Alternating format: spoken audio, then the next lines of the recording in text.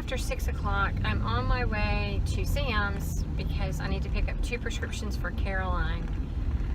Both are really important. One's for her migraines, and one is really to help her eat, is to help her not have muscle spasms when she tries to eat. And that one, she has been stretching because she started to run out last week, and we went to pick it up, and she didn't realize she didn't have a refill on it. And it was like Tuesday, and the doctor's office was closed for the holidays, and so they just got the thing in today so she could get the prescription. So I'm going to pick those 2 things up. And since I last taped, it's been busy. I've worked in the kitchen, gotten a lot done. Things got behind over the weekend because everybody was feeling bad. It's like we pushed for Thanksgiving, and then crashed after it. So, and I ran like Saturday and Friday. Did I go? It seems like I went somewhere Friday too. Oh, Friday I know that my brother was in town, so I went to do that. And then Saturday I went. I had to run errands and go shopping and go across over the river to Whole Foods and stuff. So I didn't really get a lot done at home because I was running so much. And let me think. So since I've been trying to catch up the kitchen this afternoon and gotten most of the dishes done. The thing that builds up at our house, I don't know about yours, is glasses. Between cups for coffee and tea and drinking glasses, you know, it's not an easy thing. It's hard to keep up with this. That's our biggest thing. Sometimes I just run a load of glasses. I'll have the top and the bottom rack filled with, well, that and mason jars. We use a lot of mason jars to store food, so those are like glasses, you know, they take up the same space. So often I will have to just run a load of glasses in mason jars to catch those up. And that's been my afternoon. Well, I filmed a video for my channel, and then it's cooking meals. Just like I was getting ready to leave, I knew I needed to leave because they close at 7 and it's 6:15 now. I needed to leave, and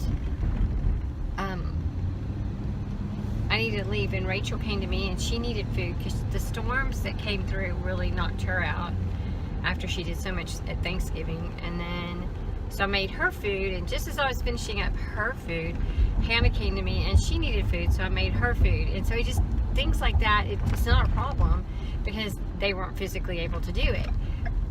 It just takes time, and you know, but that's a lot. I played with the idea of doing a video of our kitchen in a day, what it's like, because I made Sarah something to eat, then I made, you know, then I cleaned, then I made Rachel and Hannah food, and I didn't make Caroline any food. I don't know if she came in there to get something. I'm not sure if she actually got food or not, or if she wasn't feeling like food. So that's just typical for us. You know, it's not, you don't cook lunch and everybody eats it then, because everybody doesn't feel like it at that moment. And everybody's on a little bit different schedule. And it sounds, well, it sounds easy to say, well, everybody should get on the same schedule and then life would be easier. But that's not life with a chronic illness. With a chronic illness, you don't have that luxury a lot of times. There's a lot of insomnia. There's a lot of, things like what happened with Caroline last night, having that mast cell attack. And there's just things you can't do anything about. And I've heard more times than I care to count, people, before we knew what was going on, I would have people say things like, well, they would act like they were like babies and their schedule's just off, and if they just get their schedule back on, they'll be okay. And it's not that way, and there's just nothing, there's nothing you can do about it. If you live with a chronic illness, you understand, because when every joint hurts or you a shoulder that's dislocated, it won't go back in, or a rib out, or a hip out. Going to sleep is not an easy feat, and it's a lot more complicated than you might imagine. And we just do the best we can, and we function the best way we can, and hopefully those in our lives understand, and that's all we can do. We can't, I've gotten past the point of sweating or worrying about what other people think, or if they think we should do more or less, or anything, because we're functioning the best way we can for our family, and our schedule and lifestyle doesn't fit everybody else, and that's okay. We're happy where we're at. We know we're doing all that we can, and that's really all that matters. So I tell you this not because it's not a complaining thing, it's just how our life is, and the purpose of our channel is to sort of share that. We understand and know that God has us where He has us for His purposes, and it's hard sometimes. It's real hard to feel like people don't understand, or to have people outright not just think they don't understand, but know they don't understand because of things they say, and that can be really difficult. But it can be hard when people don't understand, and it has caused hurt over the years. But we're to a point where we know we have to just accept where we are and where God has us, and understand that He doesn't have us where He has other people, and we can't be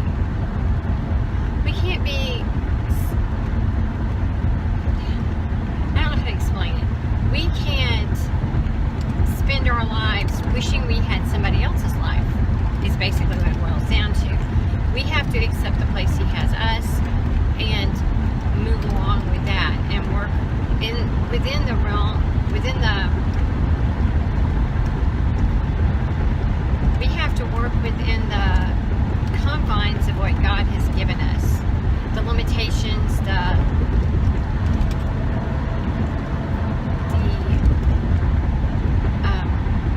difficulties, but also through these difficulties and limitations, we have met other people who have been a blessing to us, and we've been able to help others, and that's sort of our goal. It's not sort of that's our goal, is to help others and encourage others and make people aware of what others go through, because it's real easy to just sit back and assume a lot. Assume people are lazy when they're not. They're sicker than you realize. To just bring awareness. A lot of people, like I know in my family, a lot of people often don't understand why I can be fine one day, but the next day I'm not. Especially when the girls were younger. They just thought, honestly, they thought they were faking it a lot, that they were just milking it, and they were trying to just be lazy and not do what they needed to do, and to get attention, I guess. I don't know. But comments have been made to me, and I found out about comments that were made, and they're hurtful.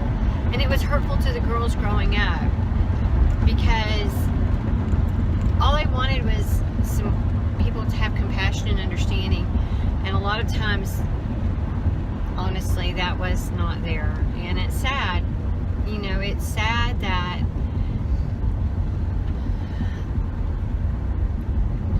It's sad that people have an idea of what everybody else should be doing, and if you're not doing that, they just don't understand. And if you don't want to, we had people that we would fellowship with them, and they would tell us to just bring the girls if they were sick, and they can lay in their kids' beds.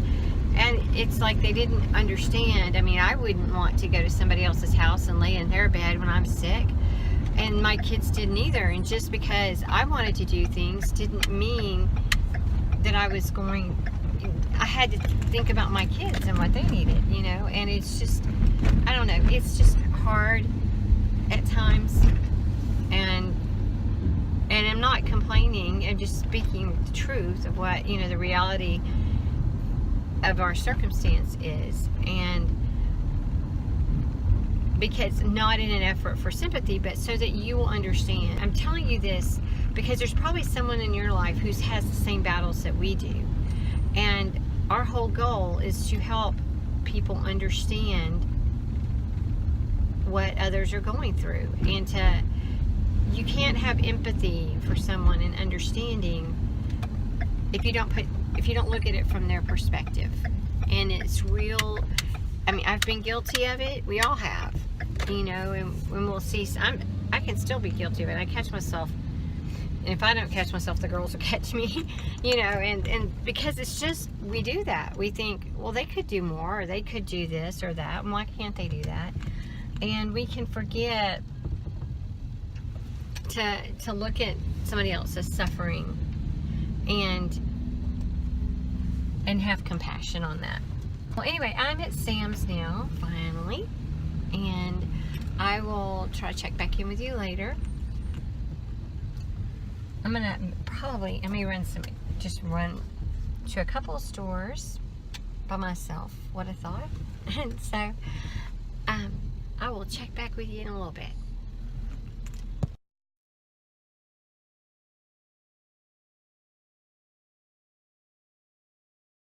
Hi y'all, it's 11 o'clock now and I didn't get done half of what I wanted to today. I got hit with some kind of stomach thing after I filmed earlier, and I didn't take my fibro medicine like I'm supposed to, and I had a terrible flare. Every joint hurt, every movement hurt. So by the time I got my medicine in me and I got to feeling somewhat better from my medicine, then the stomach stuff hit me, and I just didn't feel very good. And when Jean got home, we've had a lot of extended family drama that doesn't really, it affects us but it doesn't involve us, if that makes sense. And we had to talk about that as a family, a lot of that tonight. And so that was sort of emotionally draining, I guess is the word to say. And so we dealt with that. And then he's wanted to watch Blacklist. We're way behind on that. We're in this season, but sorry, several episodes behind. So we watched 2 episodes tonight, and we watched a couple last night. So we're trying to get caught up. And so we did that, and then I was just really tired. Now it's about 9 o'clock, and he fell asleep in the recliner, and I laid down on the other couch, or the left seat, and I fell asleep for about 45 minutes. And one of the girls came and woke me up, and it was about 10:15. I'm baking some potatoes for Sarah's dinner. She's getting, everything is bumped back. She slept late, like till 1 or 2, and so everything is really bumped back today. She's had a couple of really bad nights where storms and everything really adversely affected her. I think I got to sleep this morning about 6.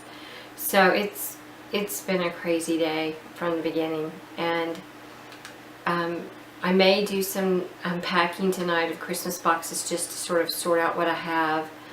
I've pulled out a few of my Christmas trees that I bought like at Goodwill after Christmas was put away, so that I could start making some plans. And I have some ideas of things I want to do. Not really sure exactly what I'll do, but I do have some ideas going around in here. So I may start pulling things out just so I can start getting ideas. And that's about it. I'm going to edit this and hope to get it up tomorrow. So we'll see where the day takes us, the rest of the evening rather, and probably just play it pretty calmly. Maybe we can all get some sleep tonight. Maybe Sarah will go to sleep at a reasonable time. And if that happens, then maybe tomorrow I'll be more productive, and I'm going to stay on my medicine. I just started this medicine.